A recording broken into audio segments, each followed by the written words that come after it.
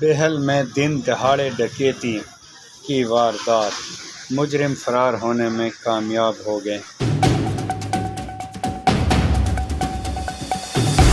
بہل شہر کے وسط میں یوٹیلٹی سٹور نمبر 3 جو کہ واٹر سپلائی کے ساتھ ہیں، وہاں پر دن دہاڑے ڈکیتی کی واردات ہوئی۔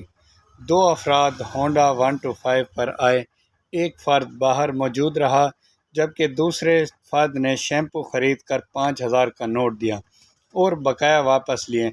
پھر اس نے 2 عدد وائپر مانگے جو کہ سٹور کے آخری حصے میں موجود تھے۔ جیسے ہی سٹور انچارج مقبول خان نے رخ پھیرا، اس شخص نے جھپٹ کر دراز میں ساری رقم نکال لی اور باہر موٹر سائیکل پر بیٹھ کر فرار ہو گیا۔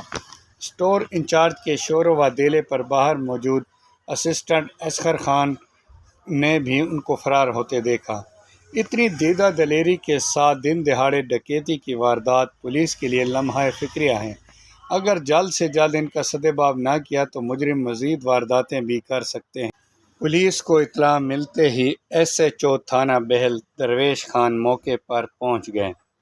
انجمن تاجران بہل کے صدر رانا مدثر حسین، رانا حافظ خالد اور سینئر صحافی رانا نیاز اللہ بھی موقع پر پہنچ گئے۔ پولیس نے مقدمہ درج کر لیا ہے اور جلد سے جلد مجرموں کو بے نقاب کرنے کا ارادہ ظاہر کیا ہے۔ ایسی وارداتیں بہل جیسی پرامن جگہوں کے لیے بہت بڑا مسئلہ بن سکتی ہیں، کیونکہ اگر ان مجرموں کو گرفتار نہ کیا گیا تو کل کو یہ بڑے بڑے مسئلے بنا سکتے ہیں۔